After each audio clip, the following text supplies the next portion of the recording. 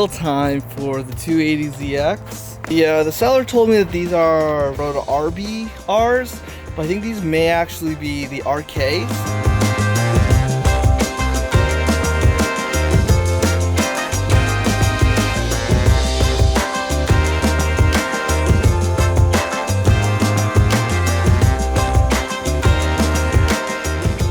So today I'm going to be working on the brake system. So the brake light has kept coming on this car and the brakes have seemed weak. And looking into it, I found out that the brake fluid reservoir has been running low. And I tried to find the leak in the car, jacked it up, looked around, didn't find any leaks. So I went on the internet, did a little research, and apparently the back side of the master cylinder can actually leak into the brake booster. So I cracked it open over here where they connect. Sure enough, there was fluid in the brake booster, which this should be completely dry. And when I cracked that open, fluid just gushed out. So today we'll be replacing the master cylinder and the brake booster. Alright, so right here I have the new brake booster, which I have to disconnect from inside the car behind the brake pedal, but it's very tight and dark and hard to see, so I'm going to show you guys on the new one. So all I have to do is disconnect the nuts that should be on the back here, and then there'll be a fork on the end of this piece here on the inside that should be held in by a pin, and I'll disconnect that. Alright, so there's two nuts there. And then there's two on the other side. It's kind of being blocked. There's one, and there should be one more up top. And then if you can see, that's the back of the brake booster. So I just have to disconnect that from the pedal.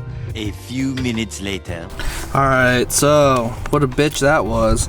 I got the 4 nuts out, and I also got the pin, which really sucked. So I used a little screwdriver like that, pretty much to pop out the pin. And then this little plastic end here, hold on, let me zoom in on it. The little white plastic end on the right there, that was a bitch because it's a little bigger than the hole, so you kind of have to press in the tabs here and try to push one side in and force it out the other. The only thing now holding the brake booster in is the master cylinder here.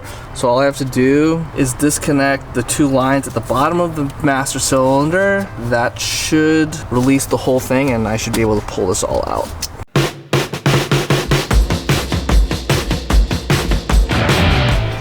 Good boys, one of these nuts is kind of rounded, so try not to round it all the way.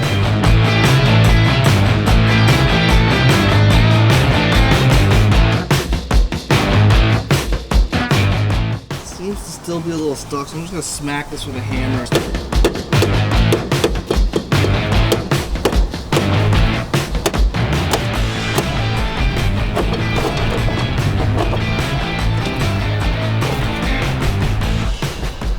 Alright, that's where the brake booster and master cylinder was. A few smacks of the hammer came right out. I think it was just seized up here a little bit. So this piece I'm going to have to take off and put onto the new one, along with this spacer it looks like. I didn't know that was there.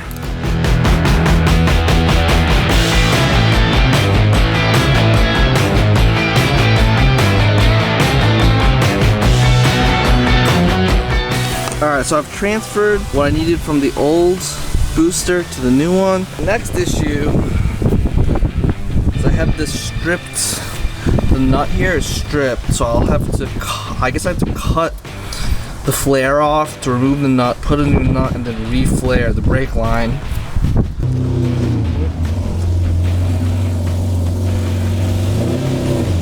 Alright, so I just got super lucky.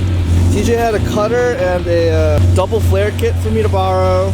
I can try to address this issue, but I don't have the nut, so I have to find a nut. Alright guys, back for another day. So yesterday I went and bought the nuts for the brake line coupler that you need so that I can repair and flare the brake line. Alright, so I'm not able to slip this nut over the brake line. I think what I'm going to have to do is I'm going to actually have to make a whole new brake line. So right now what I'm going to try to do, see if I can remove this line so that I can buy line, copy this line so I can have a new one.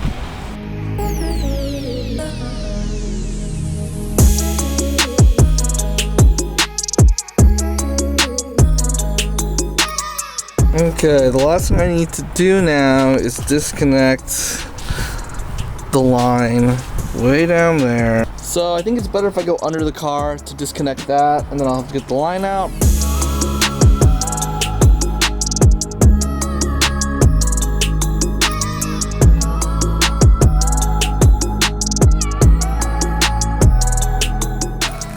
Alright guys, so I was able to pull the brake line out of the car. So here it is. I got a little paper towel here just so it doesn't make a mess. I was able to order a new one. So this is what's called, I guess, a NICOP line. It's nickel copper. Supposedly you're supposed to be able to hand bend this without any special tools. So I'm going to try to mimic the original line here, all the bends and stuff in the line, and then I'm going to have to put the connectors, and I'm going to have to flare the ends.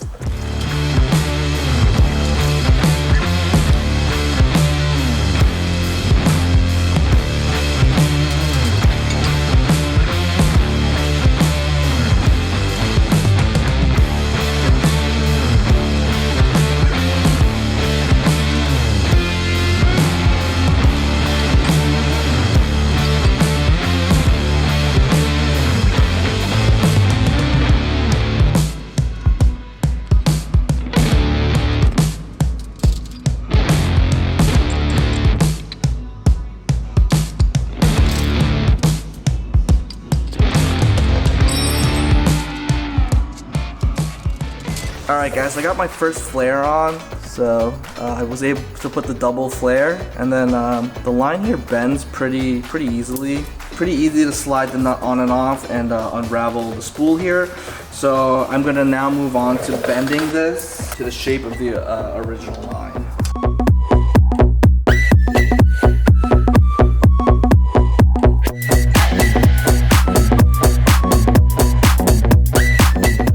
So I bent the new wire to match the old one side. I've left the other side straight so that I can easily get it to the other side of the car once I attach it. And then once it's in the car, I'll bend the driver's side of the brake line. I've also left a little extra slack, and I haven't flared the other end. I'll do that once I know what my final length is.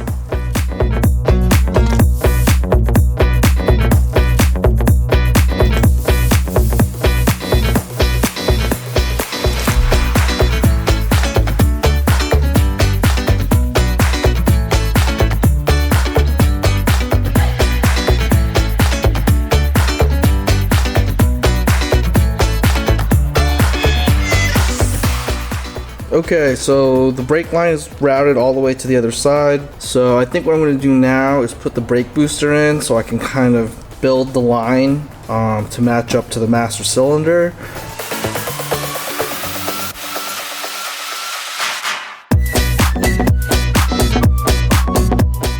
Okay, so I've got the brake booster now connected back to the pedal. That was one of the most uncomfortable things I've ever done, dude. Like, everything starts to cramp up, my back hurts, but I got it done. I got the pedal hooked up to the back of the brake booster. So when I was first putting the brake booster in, I ran into a little trouble getting it in because I had it upside down. So on the part that was originally on the car, this nipple was on the bottom, on the corner here, that goes to this tube.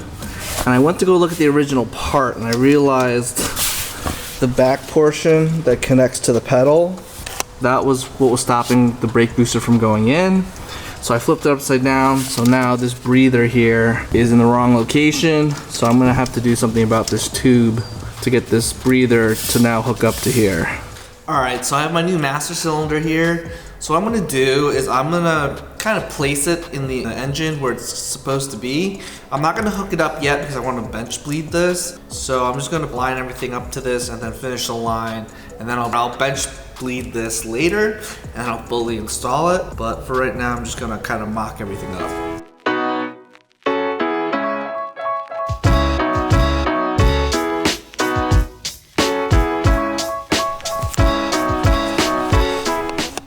Alright, so I have the line all flared and nutted and all ready to go. The next step would be to bench bleed the master cylinder, but before I do anything with fluid, I do have some new brake lines, some new steel braided brake lines for this car, so I'm going to install these first, and after these are installed, I'll bleed the master cylinder, and then I'll install it and hook everything up and see if it all works. But I think I'm going to stop here for today, and then I'll come back and finish working on the car tomorrow.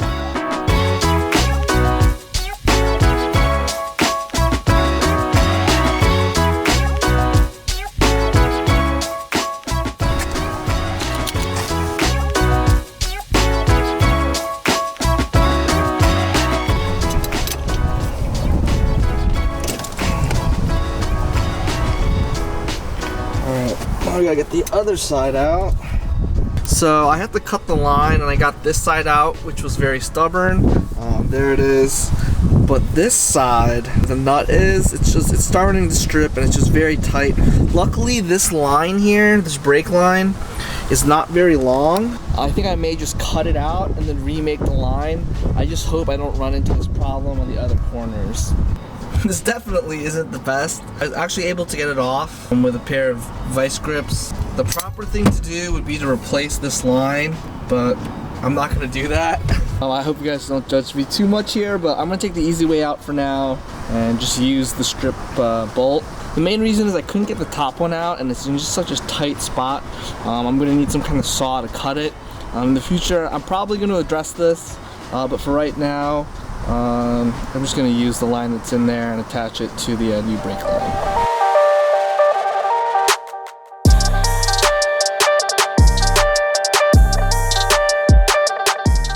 The new line is in. So this nut here is actually a size bigger than the original one, so I can't put the locking pin in, but I don't think that's going anywhere. That's it for today. I'll come back and do the other corners next time.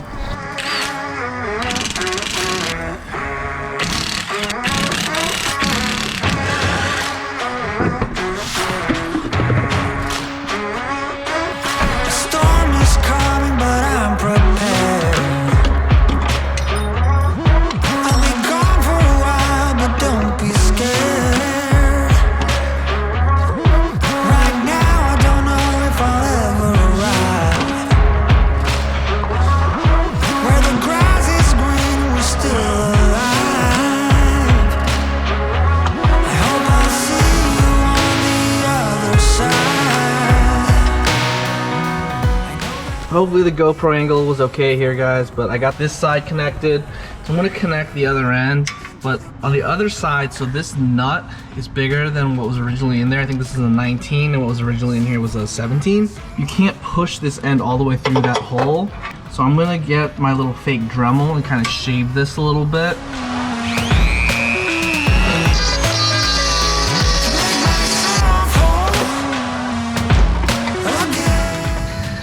Looks like it fits now. I don't know if you guys can see anything.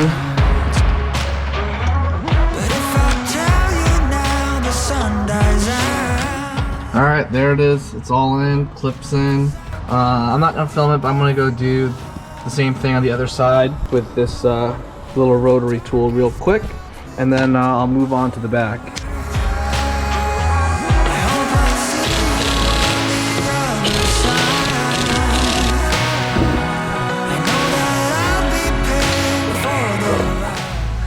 This is just too stuck to get out, so I'm gonna cut it, and I'm just gonna remake this line here.